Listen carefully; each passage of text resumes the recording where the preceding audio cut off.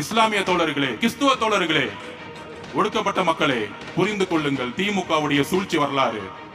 பெண்களுக்கு 1000 ரூபாய் கொடுக்கிறோம், இலவசம் கொடுக்கிறோம். ஒரு கோட்டர் இப்பதான் கேட்டேன், எவ்வளவு விலைன்னு கேட்டேன். ஒரு கோட்டர் 160 ரூபான்னு அப்படின்னு. சென்னை முழுதும் கஞ்சாவுடைய சேல்ஸ் தெருக்கு இருக்கு.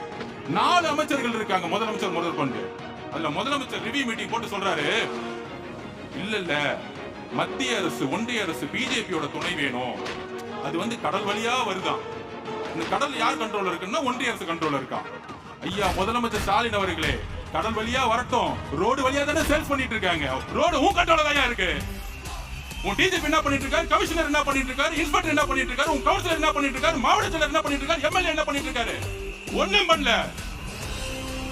கேட்டா ஒரு மீட்டிங் போட்டு கஞ்சா சேல்ஸ் இல்லன்னு இங்க இருக்க மாசு சொல்லிட்டு இருக்காரு. இதுக்கு ஒரு அமைச்சர், அதுல வேற உட்கார்ந்து ஹெல்த் டிபார்ட்மெண்ட். எதுக்கு நீங்க ஹெல்த் டிபார்ட்மெண்ட் வச்சிருக்கீங்க? கஞ்சாவே தமிழ்நாட்டுல இல்லையா? வாயதான் இதுக்கு மேல பேசுனீங்க. நான் சொல்லிட்டேன். 15 வயசு பையன், 16 வயசு பையன் கஞ்சாவை ஸ்கூல்ல சேல்ஸ் பண்ணி சாப்பிட்டு இருக்காங்க. ஒவ்வொரு தாயும் மரண வாக்கு ஒவ்வொரு நாள் நின்று இருக்காங்க. 60,000 கோடி ரூபாய் நீங்க சேல்ஸ் இன்க்ரீஸ் பண்ணிட்டீங்க. 160 ரூபாய் 30 நாள் குடிச்சா 4,500, 4,800, 5,000 ரூபாய் குடிக்கிட்டு இருக்கீங்க. டாஸ்மாக் மூலமா 1000 ரூபாய் கொடுத்துட்டு 5,000 ரூபாய் கொடுங்கறத தமிழக பெண்களுடைய பாதுகாப்பா? நான் கேட்கிறேன். முதலமைச்சர் அவர்களே, ஒரு கோட்டை 160 ரூபாய்க்கு வித்து 30 நாள் குடிச்சு 5,000 ரூபாய் புடிங்கிட்டு இருக்கீங்களே, இதுதான் தாய்மார்களுக்கான பெண்களுக்கான பாதுகாப்பா? ஒவ்வொரு ஆணும் குடிச்சிட்டு ஒவ்வொரு நாளும் டொமஸ்டிக் வயலன்ஸ், வீட்ல பெண்ணை போட்டு அடிக்கிறாங்க. ஒவ்வொரு நாளும் செக்சுவல் ஹராஸ்மென்ட் நடந்துட்டு இருக்கு. அப்ப இந்த குடியோட பிரச்சனை என்னன்னு விவாதிச்சிருக்கீங்களா? உங்க அமைச்சரை போட்டு விவாதிச்சிருக்கீங்களா? என்னைக்கு விவாதிச்சிருக்கீங்க? நிர்வாக மாற்றம் ஏன் வேணும் தெரியுமா? இதுக்குதான் வேணும். 60,000 கோடி டாஸ்மாக் சேல்ஸ் கம்மி பண்ணணும், கஞ்சாவை தூக்கி எறியணும். எங்க தலைவர் இதை செய்வார். இதுவரைக்கும் காவல்துறை, திமுக காவல்துறையா இருக்கு, அதிமுக காவல்துறையா இருக்கு. முதல் முறையா எங்க தலைவர் முதலமைச்சர் இருக்கும் பொழுது தமிழக மக்களுடைய காவல்துறையா மாற்றுவார்.